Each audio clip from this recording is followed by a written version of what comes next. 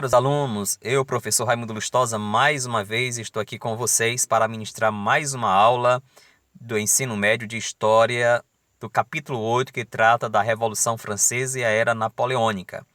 Esta videoaula é voltada para os alunos do 7 Ezequiel de Souza Brito e eu espero, com essa explanação, poder atingir o máximo possível de alunos que estão no outro lado aí da plataforma.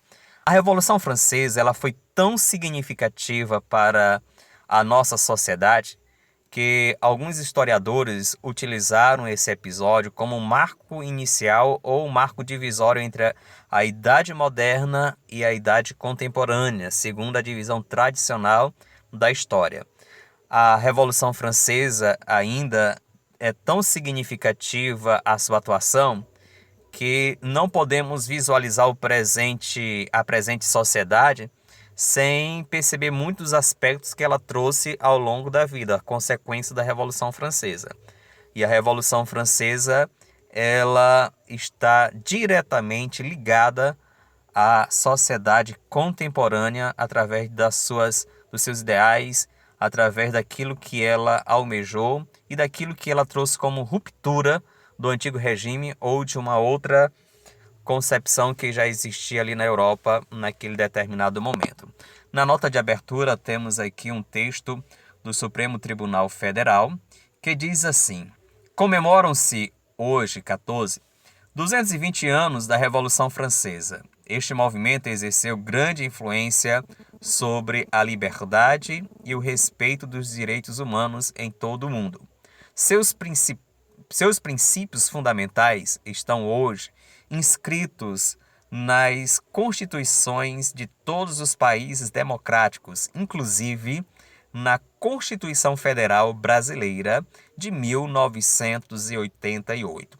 Sob o mote liberdade, igualdade, fraternidade, populares tomaram em 14 de julho de 1789 a Bastilha. Para quem não sabe o que é a Bastilha, é justamente a prisão onde eram encarcerados todos aqueles que eram constituídos como adversários do rei ou da monarquia absolutista. Estes ideais foram absorvidos pelos constituintes brasileiros, que inseriram na atual Constituição Federal um extenso rol de direitos e garantias individuais e coletivas, limitando a interferência do poder estatal na vida e dignidade do cidadão. Desde os princípios fundamentais que consagram a separação dos poderes, passando pelos direitos e garantia dos cidadãos no âmbito social, político e econômico, até chegarmos à proteção do meio ambiente e de nossas crianças e adolescentes, que são o futuro do nosso país. Sente-se a presença da centelha revolucionária. Algumas questões para refletirmos nesse conteúdo que quero repassar a vocês é o seguinte: o que você sabe sobre a Revolução Francesa? O que a imagem sugere sobre o significado da Revolução para os franceses?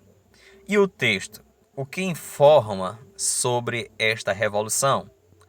Você considerou o texto relevante? Por quê? Que importância essa revolução continua tendo para os brasileiros e demais latinos-americanos? Estas e outras questões nós perceberemos ao longo da explanação deste conteúdo. O antigo regime era o que estava vigente na França antes da Revolução Francesa.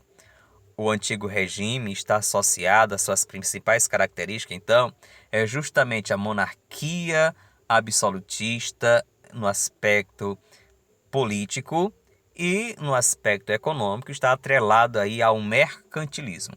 Então, no final do século XVIII, o Reino da França possuía cerca de 28 milhões de habitantes e os franceses viviam sob este regime, ou o antigo regime, que é o conceito-chave para se compreender as sociedades ocidentais desde o século XVI e século XVIII. No aspecto econômico, estas sociedades, chamada aí do antigo regime, sobrevivia basicamente da agricultura e do comércio. Como os instrumentos de trabalho eram rudimentares, a produção agrícola mantinha enorme dependência das condições naturais. Assim, chuvas ou secas prolongadas induziam as más colheitas e facilitavam a ocorrência aí de fomes e também de epidemias. No aspecto social, existia o clero e a nobreza. Ambos detinham enormes privilégios e a distinção era tão ou mais importante que a própria riqueza. As sociedades elas se caracterizavam por contrastes, por exemplo, contrastes entre o pacato ambiente rural e o dinâmico ambiente urbano. Contraste ainda entre a riqueza dos clérigos ou dos clérigos e nobres e a pobreza dos camponeses. E, por fim, entre a multidão de analfabetos no meio rural e os acanhados núcleos letrados cidadinos, ou seja, poucas pessoas na cidade conseguia decifrar os códigos para a leitura. E mais ainda, há um contraste que ele coloca aqui, como todos eram vistos como naturais, decorrentes da vontade divina. Então, todos esses contrastes aí eram meramente para esses contemporâneos, era meramente a vontade divina, não dependendo de aspecto algum das determinações humanas. Assim, sobrevivia o antigo regime. Nesta imagem, ao lado, temos aí Luís XIV, que está no canto superior direito, recebendo aí a submissão de um nobre. Repare na pose, nos gestos e na posição dos pés do rei. O antigo regime desconhecia a ideia de direitos iguais entre os indivíduos. Em vez da noção de direito, baseavam-se justamente na de privilégio.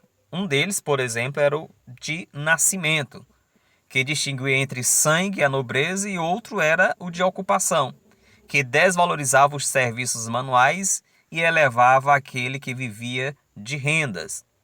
Politicamente, o antigo regime tinha na sua base, nas sociedades do antigo regime, eram justamente governados por reis absolutistas, que viam a si mesmo e eram vistos como representantes de Deus na terra. E aí temos o absolutismo de direito divino. A sociedade no antigo regime estava dividida em 3 ordens ou estado. O primeiro estado, que era o clero, o segundo estado, a nobreza, e o terceiro estado, camponeses, burguesia e trabalhadores das cidades. O primeiro estado, que era composto justamente do clero, tinha cerca de 280 mil pessoas. A riqueza vinha sobretudo das terras que o clero possuía, que cobrava dízimos, impostos nacionais e taxas sobre batismo, casamentos e sepultamento. Os cardeais, bispos, arcebispos e abades faziam parte aí do que era chamado de alto clero e tinham geralmente origem nobre. Já o baixo clero, que era composto por padres, frades e monges, eram de origem pobre e viviam insatisfeitos com os privilégios e os demandos do alto clero e da nobreza. Na sociedade do antigo regime ainda tinha o segundo estado, que era composto pela nobreza. Esta era composta de cerca de 840 mil indivíduos.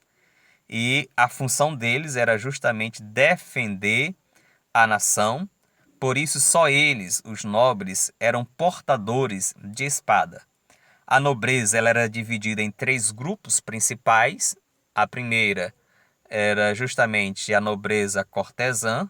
O primeiro grupo era a nobreza cortesã, que era justamente sustentada pela realeza, vivia em torno do palácio de Versalhes, aqui é a residência do rei, e também existia a nobreza provincial, que estabelecida no interior da França, vivia das rendas da terra onde os camponeses trabalhavam, e a nobreza de toga, que eram justamente burgueses que tinham comprado títulos e cargos públicos vendidos aí pela realeza. Então esta era a nobreza de toga. Portanto, temos aí a nobreza cortesã, a nobreza provincial e a nobreza de toga, sendo que a nobreza como todo vivia à sombra da corte ou no trabalho dos camponeses. Isso era que distinguia aí a nobreza.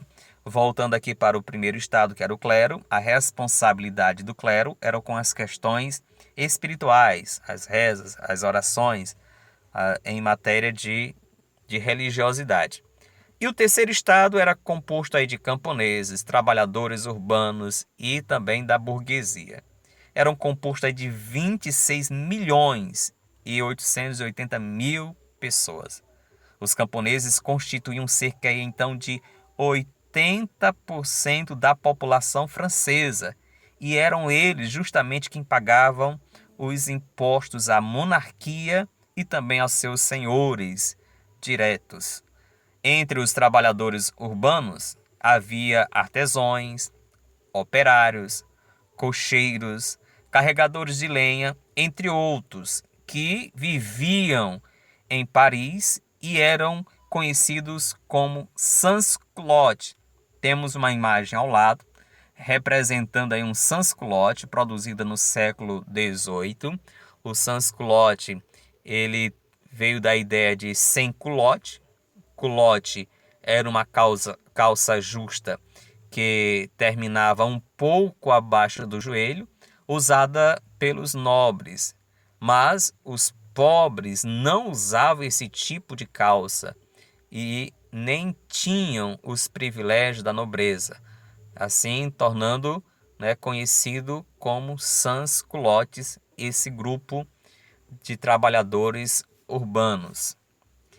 Na sociedade do Antigo Regime, a burguesia francesa era composta pela alta e média burguesia e também pela pequena burguesia. A alta e média burguesia era composta aí pelos fabricantes, grandes comerciantes, banqueiros, agiotas e armadores. Já a pequena burguesia era formada por profissionais liberais, advogados, médicos, escritores, funcionários públicos e lojistas. A pequena burguesia era mais influente politicamente do que a burguesia alta e média.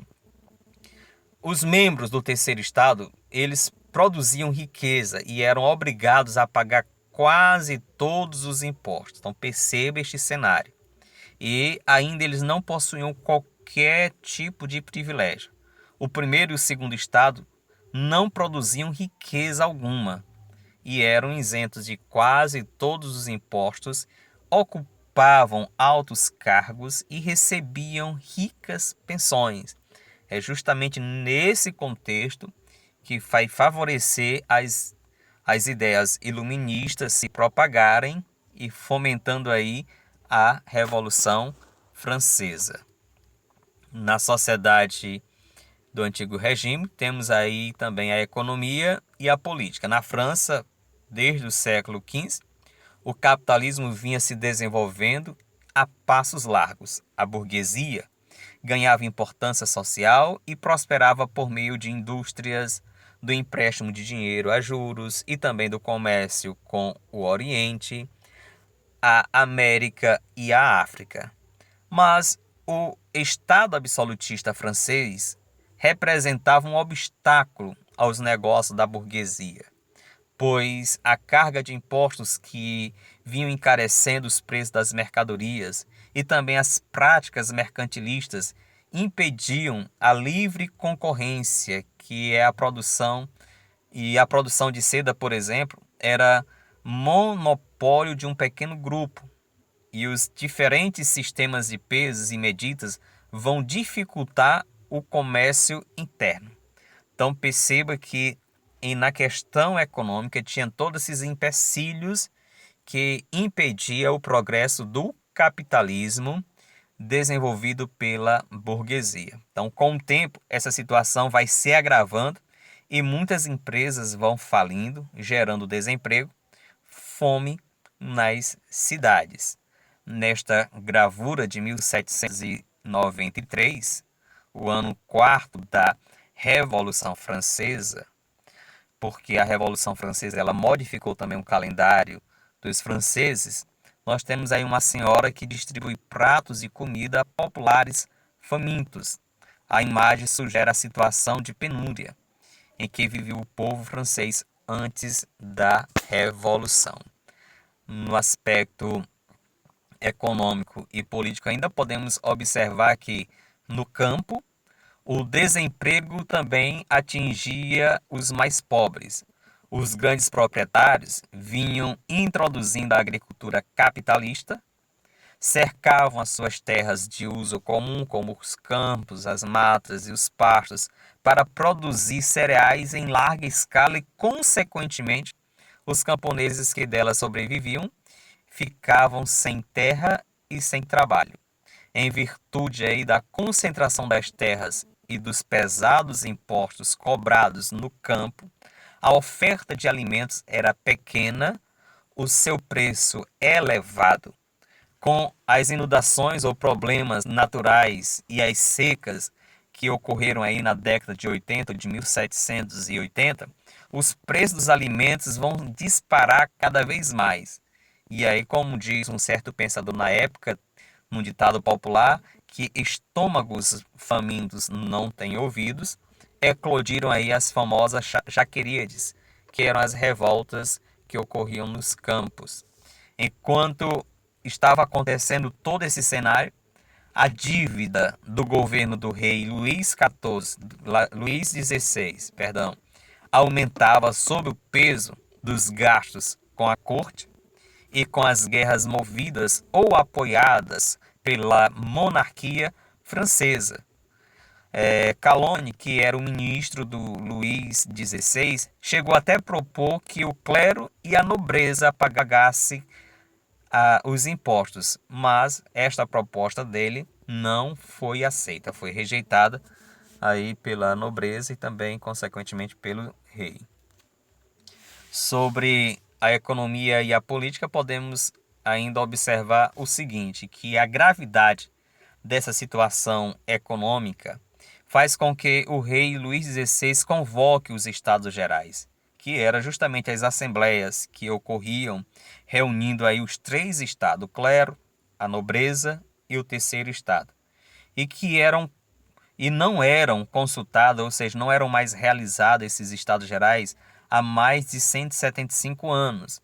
Nesse episódio, ou quando foi convocada essa assembleia, o voto ainda era por cabeça, ou seja, cada estado tinha direito a um voto. Assim, por exemplo, a nobreza e o clero, que eram os grupos mais privilegiados ou os únicos grupos privilegiados desta sociedade, somavam seus dois votos sempre contra o terceiro estado. Então, as vantagens, os anseios, os interesses da burguesia e, consequentemente, daqueles que compunham o terceiro estado nunca eram atendidos por causa desse tipo de votação. Aí o que acontece? Nesses estados gerais, o terceiro estado consegue eleger mais deputados do que a nobreza e também do que o clero juntos. Temos aí um número de deputados de 578 que fazia parte do terceiro estado contra 561, juntando o clero e a nobreza. E então o terceiro estado lança uma campanha em defesa agora do voto por cabeça, por deputado, não mais por estado. Temos uma representação nesta imagem aqui da sessão de abertura da Assembleia dos Estados Gerais. Repare que na legenda aqui o autor vai dizer que o pintor vai se preocupar em demonstrar a rígida hierarquia que a França do antigo regime vivia. E aí sobre o extrato, em frente da Assembleia, o rei, a família real, os marechais e os duques da França ao pé do estrado. E à mesa, o conselheiro do rei. No plenário, À direita da mesa ficava o clero diante dele. No mesmo plano, ou seja, à direita também ficava a nobreza. E do lado oposto, ou seja, do lado esquerdo do rei, ficavam os deputados do terceiro estado. E o povo fica atrás e entre as colunas da galeria. Esta é uma representação do que poderia ocorrer nesse período no antigo regime. São dados que foram extraídos e que levam aí, né, os autores a pensar desta forma. É importante frisar aqui que nessa expressão do lado direito do rei, do lado esquerdo, vai gerar justamente o que nós temos hoje de expressão no mundo da política, partido de esquerda e partido de direita. Mas na frente você vai entender por que essas expressões. A revolução, ela tem algumas fases. Ela começa aí com a Assembleia Nacional Constituinte, depois temos a monarquia constitucional, posteriormente a Convenção Nacional e o Diretório. Em 5 de maio de 1789, na abertura da Assembleia Geral, o rei, já com apoio da nobreza e também do clero, vai declarar que essa reunião deveria ser restrita apenas ao exame dos problemas financeiros. Com isso, omitiu a possibilidade de mudar a forma de votação. E isso vai gerar um descontentamento, porque o terceiro estado vai reagir à decisão do rei, declarando aí esta Assembleia Nacional. E essa Assembleia Nacional tinha o objetivo de escrever e aprovar uma Constituição, sendo que Luís XVI vai mandar fechar a sala em que esses deputados estavam reunidos e eles, por sua vez, vão invadir a sala do jogo da pela e lá eles juraram, o juramento do jogo da pela, que juraram não se separar enquanto não tivessem elaborado aí uma Constituição para a França. Então essa Assembleia Nacional Constituinte vai até 1791, que começou em 1789. Logo em seguida temos a monarquia constitucional, que vai até 1792. E a Convenção Nacional vai até 1794 e o Diretório até 1799, quando vai iniciar a Era Napoleônica. Ainda sobre a Revolução em Marcha, nós temos aí esse primeiro momento da fase da Revolução, que é chamado de Assembleia Nacional Constituinte.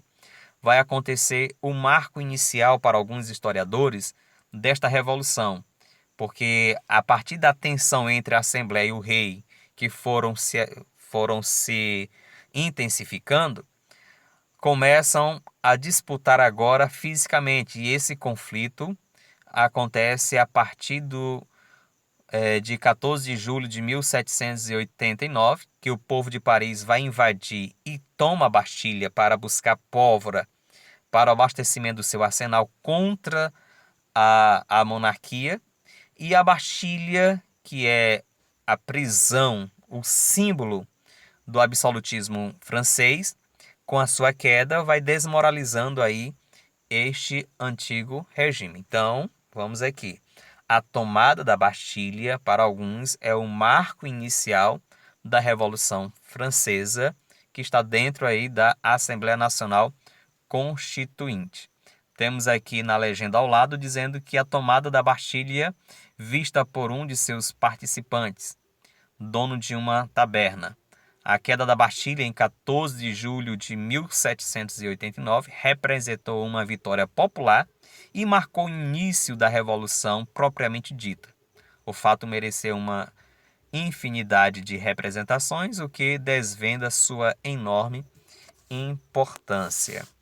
Na Assembleia Nacional, ainda nesse período, podemos perceber que de Paris, a revolução vai se alastrando para o interior e nos meses de julho, agosto, os camponeses começaram a invadir castelos, saquear celeiros, atearem fogo nos livros de registro de dívidas e dos impostos pagos também por eles.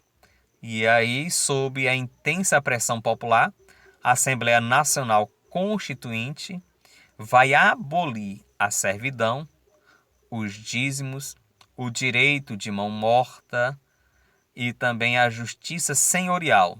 Todos passavam a obedecer às mesmas leis.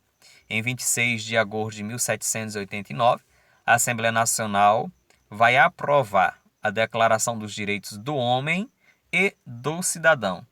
Esse documento vai estabelecer o direito à liberdade, à propriedade privada, à segurança, à resistência à opressão e ao direito à livre comunicação dos pensamentos e também das opiniões. Além disso, a Assembleia vai confiscar, tomar todos os bens da Igreja e, para isso, vai aprovar a Constituição Civil do Clero, sendo que o clero agora passava a ser membro não mais apenas de uma instituição religiosa, porém estaria obrigados a jurar fidelidade ao Estado, se tornando aí funcionários públicos da nação, e os clérigos ou clérigos que aceitaram essa proposta ficaram conhecidos como clero juramentado. Já aqueles clérigos que não aceitaram essa proposta se tornaram aí conhecidos como clero refratário, sendo que esse clero refratário ele se uniu aos milhares de nobres que haviam fugido da França com dinheiro e joias e no exterior se alinharam aí a monarcas absolutistas para o combate à Revolução Francesa nesse período. Para refletirmos, nós temos aqui a atuação das mulheres, que também tiveram participação significativa na Revolução Francesa. No dia 5 de outubro de 1789, diante da falta de pão, milhares de mulheres armadas decidem ir a Versalhes trazer o rei para Paris e garantir com isso o abastecimento da cidade. Tem um observador da época que diz o seguinte: as primeiras mulheres chegaram aos portões do castelo às 5 horas. Quiseram obrigar as sentinelas a arrebentar os portões e abri-los. Estas, ou seja, as sentinelas, se recusaram. Não se abre a porta a desordeiras, a furiosos, muito menos a furiosa. E essas mulheres, elas invadiram mesmo assim, diz parte da história que elas degolaram muito desses seguranças e avançaram e levaram o rei até a cidade de Paris. Nesta gravura, mostrando mulheres indo a Versalhes, em outubro de 1789. O movimento das mulheres foi vitorioso. O rei e os cortesãos foram obrigados a retornar a Paris e residir agora no Palácio das Tulheirias, que fica em Paris, sendo que o Palácio de Versalhes fica distante da cidade de Paris em torno de 11, 12 quilômetros. A monarquia constitucional, que é justamente logo após essa Assembleia Constituinte, que após a aprovação da Constituição começa um novo período, que é a monarquia constitucional, sendo que essa Constituição que foi aprovada de 1791 tem os seguintes pontos. Vai limitar o poder do rei, transformando agora a França em uma monarquia constitucional, vai liquidar o absolutismo francês, dando aí à Assembleia o poder de fazer e aprovar leis, confirma a perda dos privilégios do clero e também da nobreza, criando aí privilégios do outro tipo, como o voto censitário. Os franceses foram divididos em cidadãos ativos, que eram justamente aqueles que possuíam a renda exigida para votar e ser votado, e os cidadãos passivos ou não votantes, que era praticamente 85% da população, pobres, mulheres e não brancos, que continuaram sendo excluídas do direito ao voto. Então perceba que nesse primeiro momento a Constituição aqui da monarquia ou a Revolução Francesa, ela não abraça a toda a população, continua sendo excludente, assim como o antigo regime. E o quarto ponto da alteração dessa monarquia ou da Constituição francesa é justamente proibir a atuação dos sindicatos e também as greves. E aí eu já faço uma pergunta a vocês: qual dos grupos do terceiro estado foi mais beneficiado por esta Constituição? Foram todos, porque lembrem que o terceiro estado era composto por camponeses, burgueses, trabalhadores urbanos, tinha os sans-culottes. Então era uma diversidade de grupos que compunham aí o terceiro estado. Será que todo o terceiro estado foi beneficiado ou alguma dessas, já usar a expressão aqui, classes, foram beneficiadas? A Constituição vai desagradar profundamente aí o rei da França e também os seus aliados internos, tanto a alta nobreza como o alto clero. E externo vai desagradar os governos da Áustria e também da Prússia, que vão se unir em força contra o exército francês, invadindo aí a França neste momento. E aí a Assembleia Nacional, ela vai proporcionar aí uma reação declarando a pátria em perigo. O povo de Paris, por sua vez, vai marchar contra agora o Palácio de Tulherias, já que o rei e os cortesãos estão nesse palácio em Paris, e prende o rei e a sua família, com a ajuda de milhares de voluntários. E aí o exército francês voluntário vai vencer o exército estrangeiro na conhecida Batalha de Valmy, que aconteceu em 20 de setembro de 1792. Agora, após a monarquia constitucional, teremos a terceira fase da Revolução, conhecida aí como a Convenção Nacional. Vencendo aí o exército invasor, a Assembleia Nacional vai denominar convenção imediatamente, extingue a monarquia e proclama a república. E aí vai abrir então intensa disputa entre os deputados, que eram 750 deputados que compunham a convenção, e que se encontravam divididos em 4 grandes grupos políticos. Eram eles os girondinos, que representava a burguesia industrial e comercial, defendia o voto censitário, o direito à propriedade privada e eram contrário à participação política de populares na convenção. Este grupo fazia parte da direita, conservadores. Já os jacobinos, a exemplo de Robespierre, que foi um dos seus principais líderes, vai defender um governo central forte, o voto universal e também a participação popular na direção aí do processo revolucionário. Esse grupo faz parte da esquerda, mais radical. Já os Cordeliers era liderado por Marat e Danton, e que abraçaram a proposta mais radicais ainda, era extrema esquerda, desculpa, com o fim aí da propriedade privada, reforma agrária. Cordeliers e jacobinos, eles sentavam nos bancos mais altos do plenário, por isso esses dois grupos políticos também eram conhecidos como montanheses. E o quarto grupo, nós temos aí o que fazia parte da planície. Então nós temos o primeiro, do da direita, o segundo, o da esquerda. Agora vamos ter o centrão, os partidos que ficam no meio, em cima do muro, ou seja, a planície, que eram composta de deputados que agiam conforme os seus interesses imediatos. Ora eles apoiavam os jacobinos, se fosse o interesse deles, ora eles apoiavam os girondinos, se fosse, claro, o interesse deles. Assim como na política atual sempre acontece isso. Eles sentavam ao centro, daí o nome partidos de centro também na atualidade, o centrão, como é apelidado hoje na política nacional brasileira, e nos lugares mais baixos do plenário, daí o nome de planície.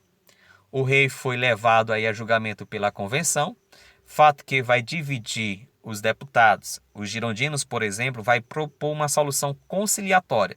Já os jacobinos, que eram mais radicais, desejavam que o rei fosse executado. E ainda, quando descobriram que no cofre do rei tinha um acordo em que o rei tinha feito com os monarcas estrangeiros em favor da invasão da França, vai precipitar mais ainda a condenação do rei Luís XVI, que após intensos debates, nós temos aí uma votação de 721 deputados que estavam presentes, sendo que 683 desse grupo, cerca de 95%, declararam Luís XVI culpado. E aí, em janeiro de 1789, diante de uma multidão de cerca de 20 mil pessoas, o rei foi guilhotinado e a sua cabeça exibida ao povo. A execução do rei vai desencadear uma série de reações, tanto dentro da própria França, que são chamadas aí as reações internas, como fora das monarquias absolutistas que existiam, e também de uma monarquia já parlamentar da Inglaterra, porque tinha outros interesses escusos. Externamente, várias monarquias europeias, como a Áustria, a Prússia, a Holanda, a Espanha e também a Inglaterra, vai se unir aí na primeira coligação contra a França revolucionária. Internamente, em meio à grave crise econômica, grupos dos sans-culottes, que eram os trabalhadores urbanos que compunham aí o terceiro estado, aí cercaram a Assembleia Nacional, vão depor aí os deputados girondinos e colocar os jacobinos no poder em junho de 1993, dando início aí à Convenção Nacional. Nessa Convenção Nacional em que o governo agora vai estar na mão dos jacobinos, esses jacobinos vão se organizar em um governo fortemente centralizado. O seu líder, que é Robespierre, vai estar no comando do governo jacobino e é composto aí de uma série de órgãos especiais. O principal dele vai ser conhecido aí como o Comitê de Salvação Pública, que vai concentrar enorme poder. Subordinado aí a esse órgão havia o Tribunal Revolucionário, que julgava sumariamente os indivíduos considerados contra-revolucionários. Em outras palavras, aqueles que eram contra a revolução já estavam basicamente condenados. Era só questão de passar pelo crivo deles e serem guilhotinados.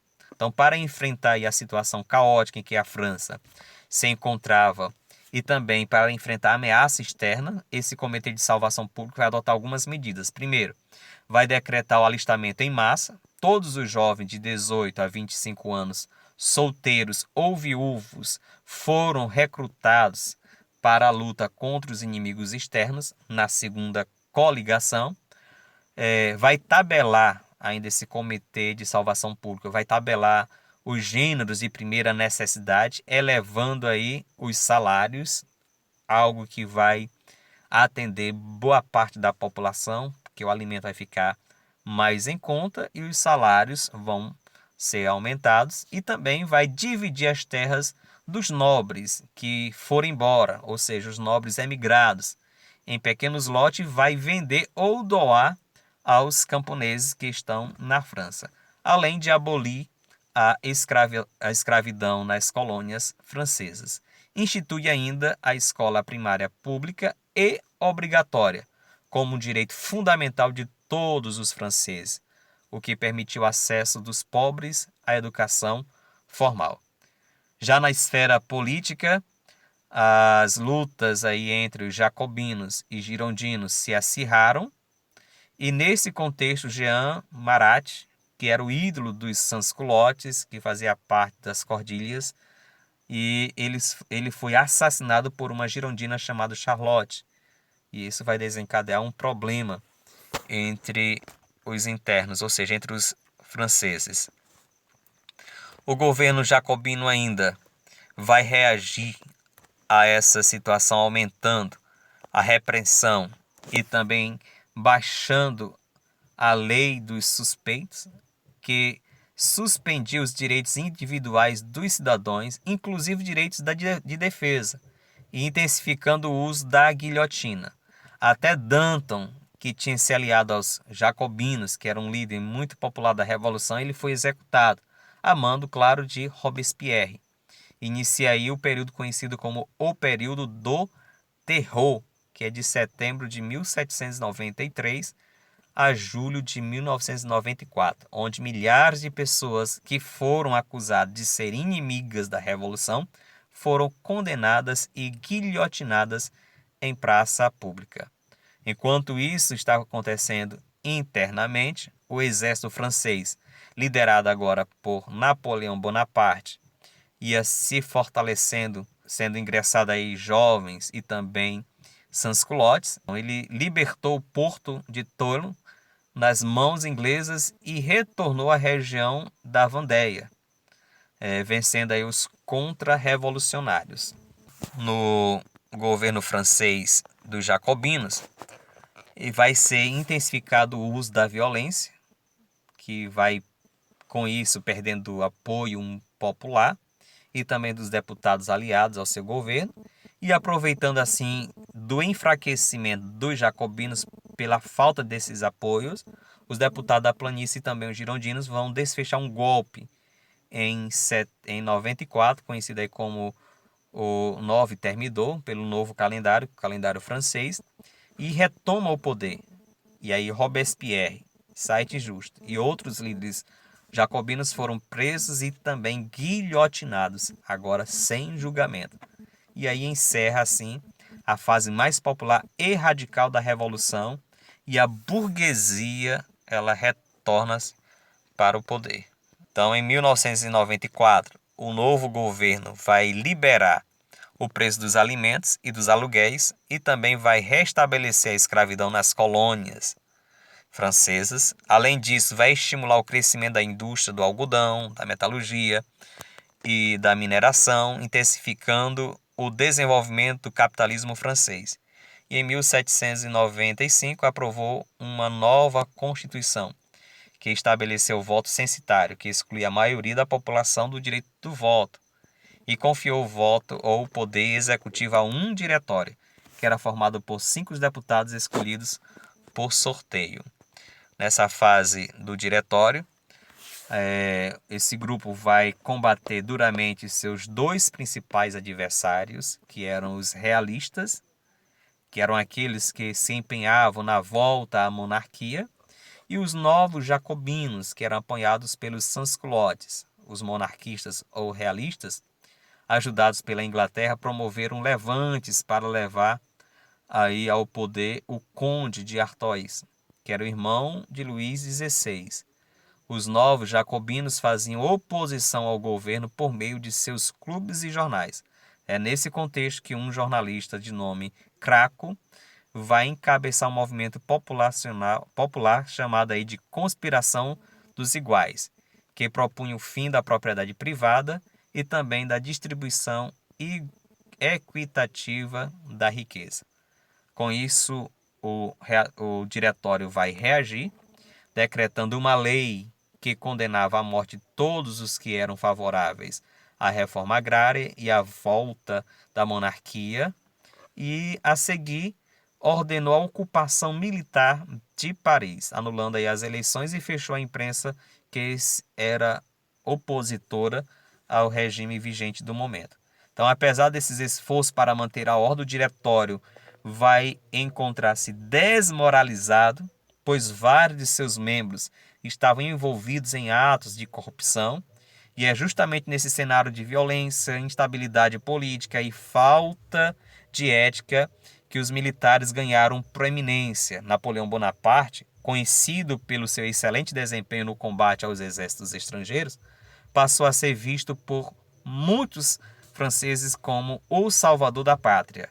Em outras palavras, o homem que poria fim ao descalabro em que a França vivia.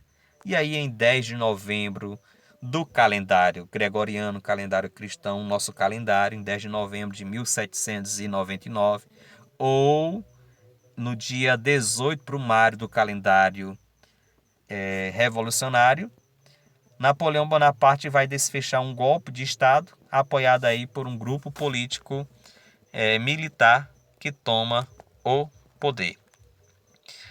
A Revolução Francesa vai ter significado bastante importante com o 18 Brumário, que é justamente o golpe de Estado desfechado por Napoleão. A Revolução Francesa chegou ao fim. Entre suas principais conquistas cabe citar: primeiro, o antigo regime foi substituído pela República e juridicamente os súditos passaram a condição de cidadãos. Segundo, a sociedade de ordem cedeu lugar à sociedade de classes. Terceiro, as leis que estabeleciam distinção baseadas no nascimento foram eliminadas. Quarto, o poder da Igreja Católica diminuiu. Quinto, o número de camponeses proprietários aumentou. E sexto, as regulamentações mercantilistas e as relações servis foram suprimidas. Consolidava-se assim o capitalismo na França. Vejamos um vídeo que vem aqui sintetizar aquilo que eu falei.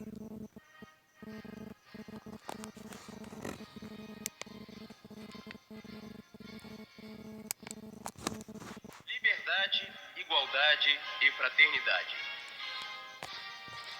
Estes eram os princípios entoados pela multidão que, em 1789, tomou as ruas de Paris durante a Revolução Francesa. Estes princípios eram inspirados diretamente nos ideais do Iluminismo.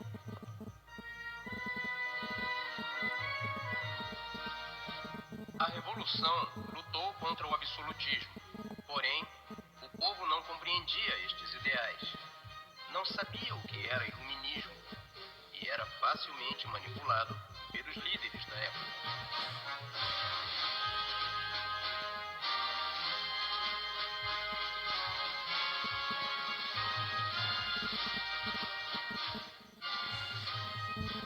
Neste período, viveu Lavoisier, cientista experimentalista.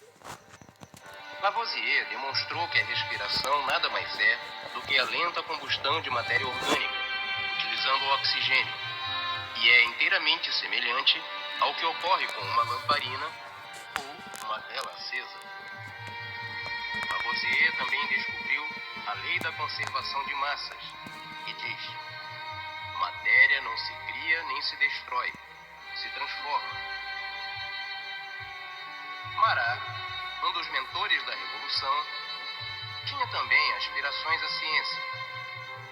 Certa vez apresentou um trabalho a Lavoisier, para que este o apresentasse na Academia Francesa de Ciência. Lavoisier não viu nenhuma qualidade no trabalho que justificasse a apresentação e recusou-se a fazê-lo. Isso irritou profundamente Marat, que desde então passou a perseguir Lavoisier em seu jornal. Marat foi assassinado por Charlotte Corday. Morreu pouco mais de um ano antes da trágica morte de Antoine Laurent Lavoisier. O ambicioso Marat tramou a morte de Lavoisier e, ironicamente, não pôde assisti-la. Eram dias difíceis em plena França revolucionária. Iniciava-se o regime do terror. E a par desta revolução, ocorria uma outra, no silêncio dos laboratórios. Lavoisier estava à frente desta.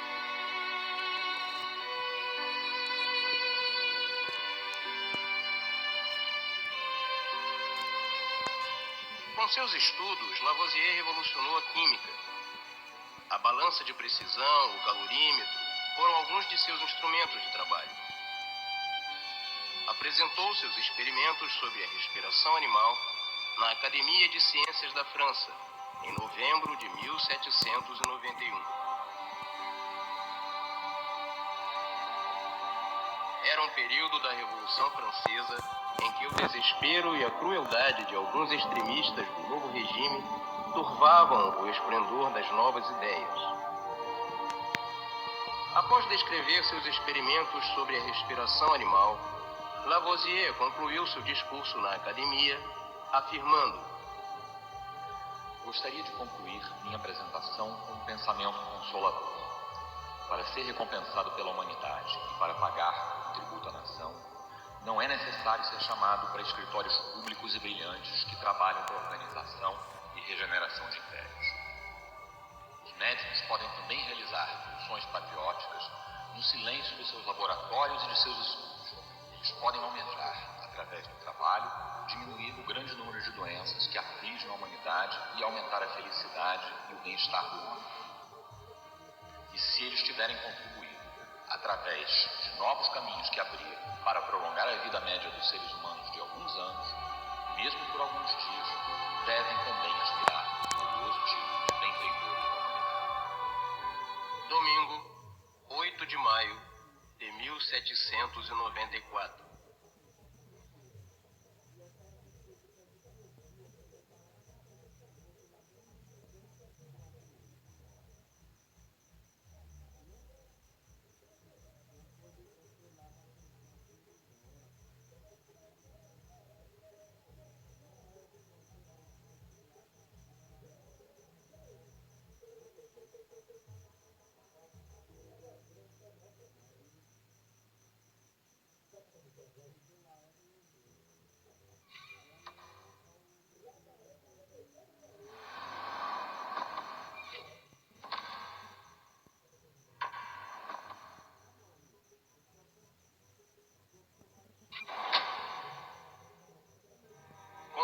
De Lavoisier, a academia se intimidou. Ninguém ousou protestar. Somente o matemático Lagrange, indignado, se manifestou e disse: levaram não mais que um momento para cortar aquela cabeça. Contudo, uma centena de anos talvez não sejam suficientes para produzir outra como aquela. Todos que ofereciam resistência ao regime do terror eram executados. Nesta nova Inquisição, as pessoas eram perseguidas, não por motivos religiosos, mas por sua posição política. Porém, os ideais revolucionários que depuseram a monarquia, ironicamente permitiram a subida ao poder de outro monarca. Napoleão Bonaparte, que aproveitando-se do caos instaurado durante o regime do terror, coroou a si mesmo, intitulando-se imperador. Napoleão e seus generais foram considerados grandes heróis, mas pilharam riquezas e saquearam obras de arte. Ao final das guerras napoleônicas, cerca de 2.500.000 pessoas envolvidas nos conflitos haviam morrido em toda a Europa.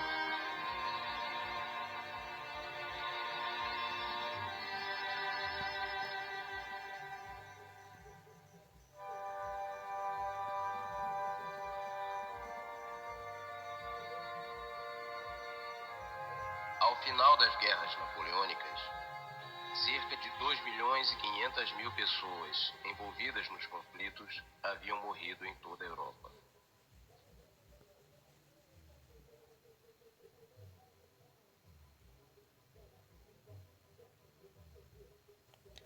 Gente, esta videoaula nós concluímos agora e na próxima videoaula estarei apresentando aqui a Era Napoleônica. Fiquem todos na paz e que Deus possa abençoar cada um de vocês. Até mais.